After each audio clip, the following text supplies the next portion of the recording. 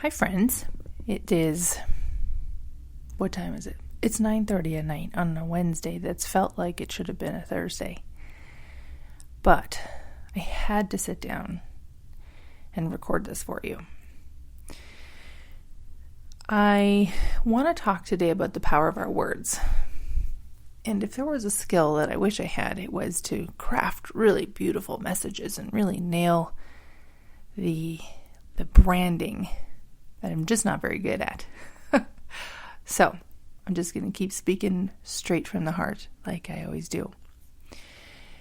I was thinking tonight that if I had one wish or like a magic wand, if there's one thing that I could do just instantaneously, it would be to turn people into the thing that they say they are, the minute that they say they are them. So let me give you an example, because I might have lost you a little bit, and we've only just gotten a minute in. Say you're at a party, and you're talking to somebody, and you say to somebody asks you how your day was, and you're like, oh, my day was horrible. I just wish that I was living on an island somewhere. Poof. Boom, you're living on an island somewhere.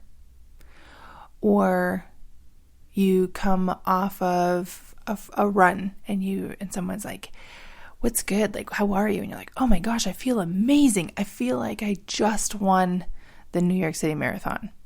Poof. I turn you into a New York City Marathon winner. Side note, I hope there's a New York City Marathon because I actually don't know. My point is that the words that we say have so much more power over our lives than we have any understanding of. I have two very solid examples of people who are close in my life, of the power of saying something over and over and over and keep going over and over and over again. I'll start with my dad. So my dad is a very hard worker. Never known him to really take a day of rest. I don't think he really knows how to rest. That's just how he was raised. He believed in hard work. You got up before the sun was up and you worked all day long.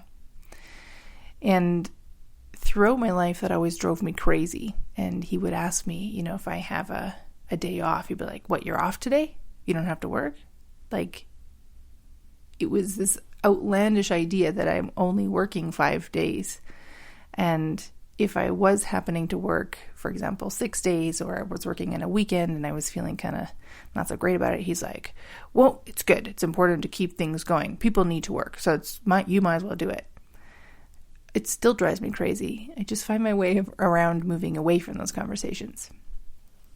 So obviously, my dad values hard work. For as long as I can remember, over the last probably about 10 years, maybe longer, I've often heard him say that he would like to take a rest, but there's just no way to stop. Now, for context, he owns his own business, and he has created the reality that he's living in. 2.5 years ago, he suffered a pretty bad accident. He fell off some equipment and did some very serious damage to a number of his vertebrae. Ended up in the hospital. Had to relearn how to walk, how to use cutlery, all those finer motor movements. He's probably in the hospital for 2-3 months. It's very interesting. If anybody's ever seen their parent who's always very strong and resilient suddenly in the hospital, it's a very different experience. Now, I have two very clear examples from my dad from this. First, the moment I saw him in the hospital and saw what he could and could not do, and then observing him in the time since, every time I see how little he can do, I'm reminded of how often he said he just wished that he could take a break.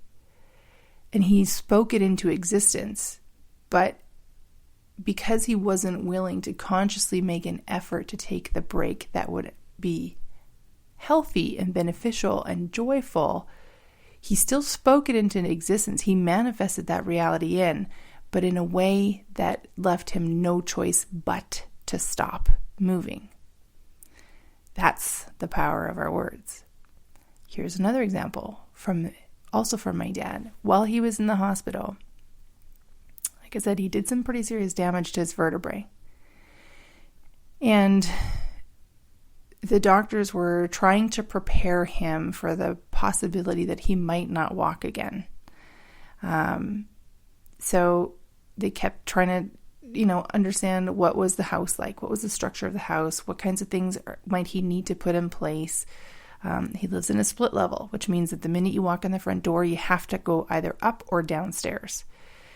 And they were trying to get him around to the idea that he might end up being in a wheelchair. And he was adamant he would not be in a wheelchair.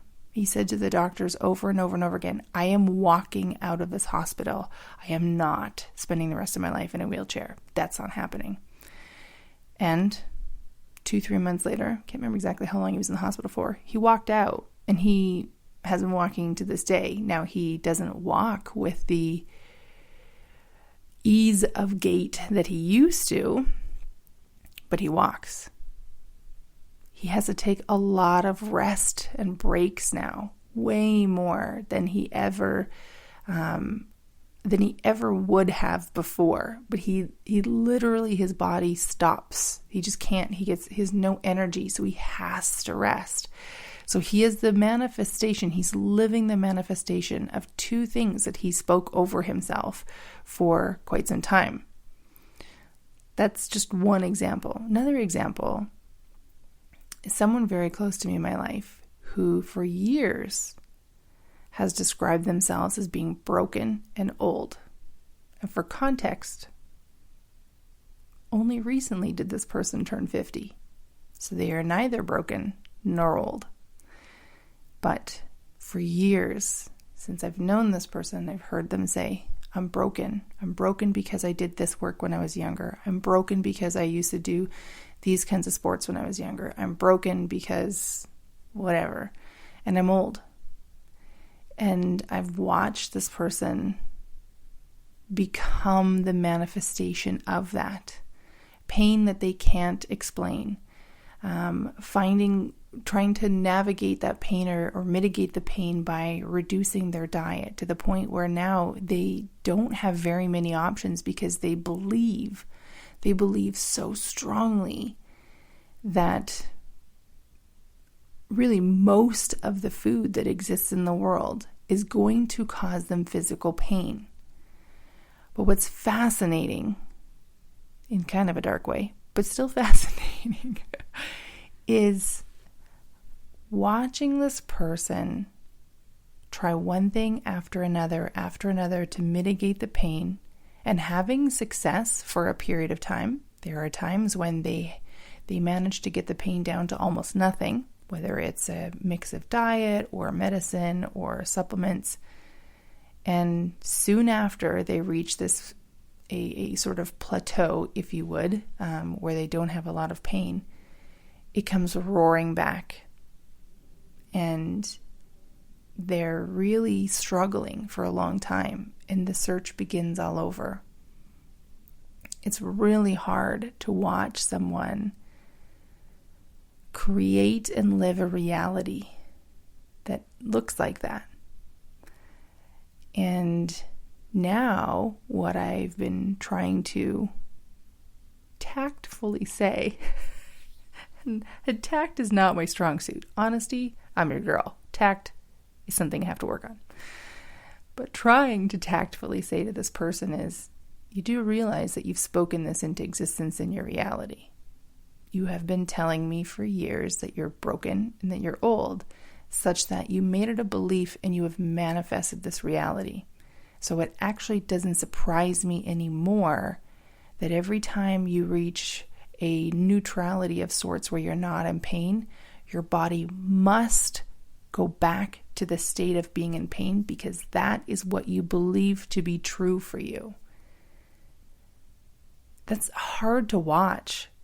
But the part that's really crazy, and this is what I want to hopefully help you take away, We all do this in our lives all the time.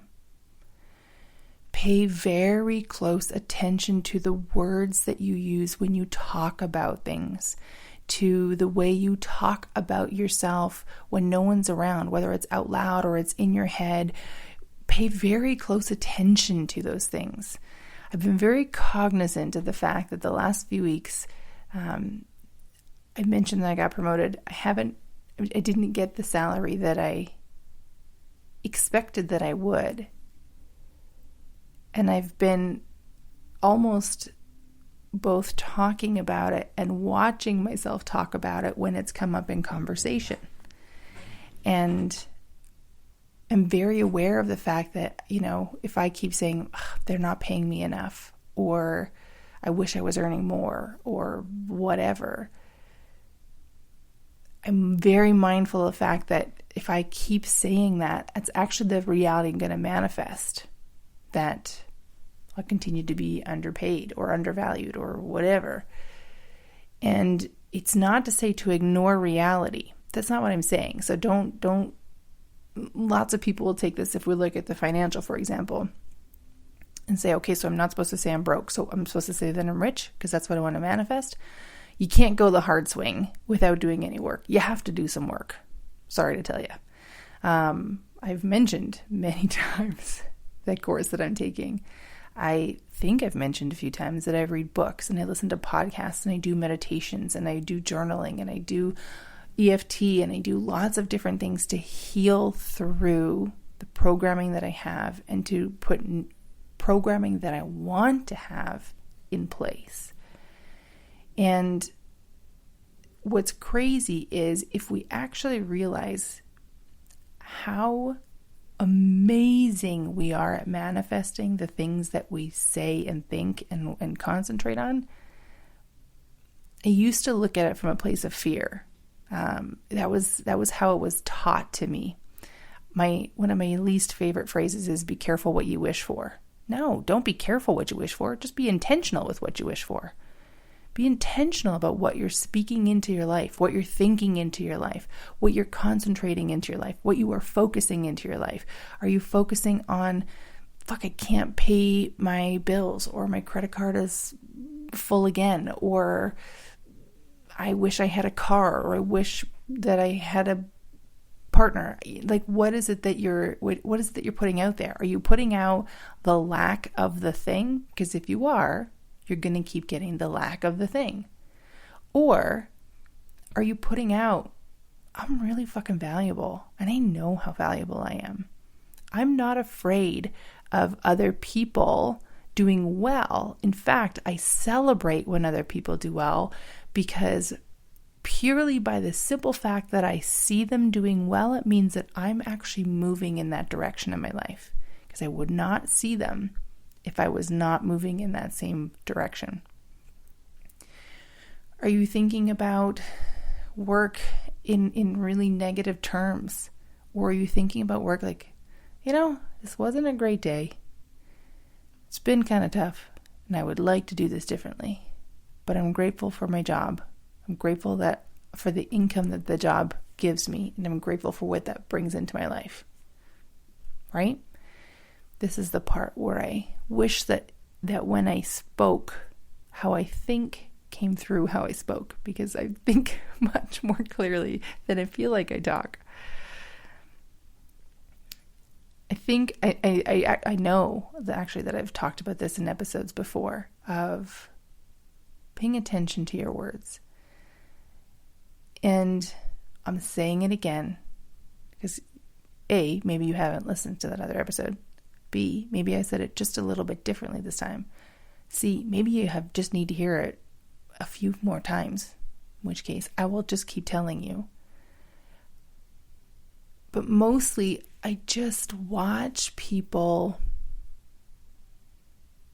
create and maintain these realities in their lives that they are so not enjoying, and it hurts my heart. It hurts my heart to see someone living in a place that is dark and sad and so constrictive, because that's not how we're meant to live. We are not meant to be that way. I had a fascinating conversation with my guy the other day. We were talking about space. I think I was playing around with our space app. I have an app that talks about planets and stars and stuff. Side note, there's a depressingly, actually, large amount of space junk floating around the Earth. If you didn't know that, there's your good news tiding for the day. That's another topic altogether. But we're talking about space. And he is telling me that he read an article or something about the expansion of space, because literally the universe is always expanding. Now, I want to just reiterate here, I am not talking about this from the woo-woo side of things. I'm talking about this from science. He's a science guy. He appreciates and is totally open to the woo, but he's a science guy. So he's telling me how the universe is always expanding, and I'm like, I know it is. And he's like, no, but babe, like whatever it was, if they put a rocket here, they couldn't, even if we traveled at the speed of light, we could never get to whatever this distance thing was. And I'm like, I know, because the universe is always expanding. He's like, yeah. And I'm like, I know that. And he's looking at me because he knows that I can get through science. I'm a smart cookie, but I don't go reading scientific articles, generally speaking. By the time I'm done work in the day and I'm doing my courses and stuff, there's not a whole lot extra that I want to be doing more learning in. And I just turned to him, I'm like, I've been telling you this for like a year, maybe 2 years, that the universe is always expanding. Expansion is not something to be afraid of. It's not. It is misaligned expansion that is something that we need to be mindful of. That's not helpful. But expansion is literally built into our coding. It is how we are made. It is how the universe is made. If you doubt me at all, pay attention in spring. The world is not growing flowers, right? Things come out, they grow, plants get bigger, trees create new branches, they get continuously bigger. If they aren't, they're dying. The universe is programmed for expansion. So when you are talking constriction over your life, when you're creating resistance into your reality through the words that you speak over yourself, you are running counter to the fundamental truth of the expansion of the universe. And you can do that. You have full autonomy. The law of free will allows you to do that. And listen, I'm not judging you. I spent a long fucking time in that space. A long fucking time. I'm very good at manifesting. I am astounded by how well I have manifested lack and constriction in my life. And now that I'm aware of it, I'm like, cool. I don't want to keep manifesting that in. Okay, awesome. What am I going to have to do to stop manifesting that in? Right? It's going to take some healing. It's going to take some work. Lots of people get afraid of the work. Don't be afraid of the work. It's not easy. And it's emotional. And it gets messy at times. But there's not a soul in the world who's ever done the work who said, I wish I didn't do the work.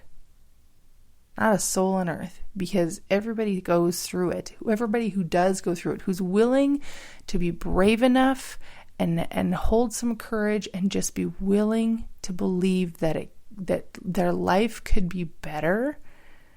Anybody who goes through that walks out the other side, no matter what the result is, whether they've generated in the multi-millions that they thought they wanted, or the health that they thought they wanted, or the partner or the house or whatever, or they didn't, even if they didn't specifically manifest that in. I've never heard someone say, I wish I hadn't done the work. And the truth is, if you are fully engaged in the work and you play full out in doing the healing, your life will change, because it has to. Because as you change your thinking and you release beliefs that have not been serving you, and you instead program in beliefs that are serving you, your reality has to change to match. It has to. It's something that I am still sitting with around the manifestation of the new car that I have coming. That 2 weeks is all it took of holding a very, very light intention of ease and expansion. And suddenly I have this car coming that literally all I can think of when I think about this vehicle is expansion. It feels expansive. Even like you can't see me, but I'm pointing at my chest. I can feel in my chest this sense of expansion just thinking about it. That is manifestation. That's how that works. And it kind of scared the shit out of me, to be honest. When I realized how fucking fast I manifested this in, I went, holy shit. Oh my God. Okay, hang on. I don't know if I'm ready to manifest things this fast. I need to pause. I hadn't fully thought about the consequences. And I've been processing through that a little bit, but mindful that as I've been processing through it, that I have not been speaking words over my life, putting constriction back in place, because that's not what I want. So you're allowed to be in a place of processing. And in fact, if you're working your way through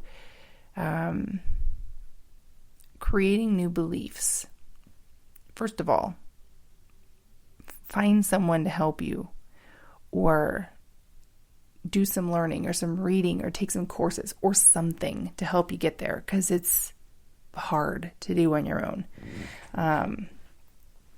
It's important that you, in a way, can learn from someone who's walked the path before.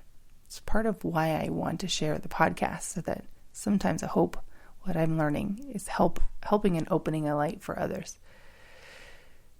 I've slightly lost my train of thought. Right, here I am. I found it again. Okay, thank you for your patience while I collected my thoughts. It's obviously time to go to bed. While you're in the place of the in-between, so you're now recognizing, because you might be saying, Amy, okay, well, I realize that I'm saying these phrases. Let's say, I'm so tired of being broke. I don't want to be broke anymore. And I'm looking at you saying, well, why are you speaking brokenness over yourself?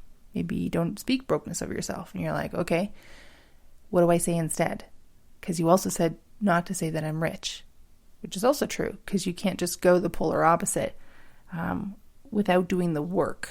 You still need to do the healing. But in the meantime, while you're processing through things, use bridge phrases, bridge affirmations. I am in the process of believing that I am rich. I'm in the process of believing that I am financially free. I'm in the process of becoming financially free. What else? I am the type of person who lives a life that is financially free. Right? Bridge phrases. Bridge phrases allow your ego and subconscious that are programmed with different beliefs to still accept the phrase in. It won't just throw up the bullshit meter and say, nope, that does not jive with what we know to be true. And it also helps you start to move forward on the path, right? I'm trying to think. I feel like there's a car analogy here. I don't drive an automatic yet. My new car will be an automatic, so soon I will be driving an automatic. But this analogy may not totally hold up, but I'm going to give you this analogy. If your car is in park, I believe, in order to put it into drive, you need to first move it past neutral. I'm fairly certain it goes park, neutral, drive, and then reverse somewhere in there. My point that I'm not doing a very eloquent job of explaining is when you go from park into drive, you have that bridge point where you hit neutral. Now, the good thing about that is, let's say you don't mean to move the car out of park. You don't immediately go into drive, right? Because imagine what would happen. If you somehow knock the stick in some way so that it engages into the next gear and it's neutral, cool. Your car might roll if it's on a hill or whatever, but it's not going to immediately start moving, right? So use bridge phrases to get you moving in the direction that you want to. Take it out of park where you've been in, or in some cases, full reverse if you're creating something that you really don't want to have, and just shift it to neutral. It's so powerful when we let go of this idea that we need to go from, for example, I'm having a really fucking shitty ass day and I just want to feel good. How about instead we go away from feeling like a really crappy day to neutral?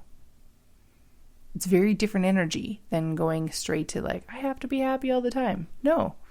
In fact, if you can live in neutral half of the time, probably you're doing pretty good. Because neutral will generally naturally move into positive without you having to do much effort, which we kind of like. Okay, with that, I'm calling it. It's time to go to bed. I have a very big day ahead tomorrow. I hope that this episode finds you well. Scratch that. I trust that this episode finds you well. Much better energy in trust than there is in hope. And I encourage you to pay attention to what you are saying and be willing to address those. You can do this. You can be brave. You can look at your life and create awareness in your life, and that awareness will create eventually the reality that you want if you're willing to lean in and do the work. So just do the work. You got this.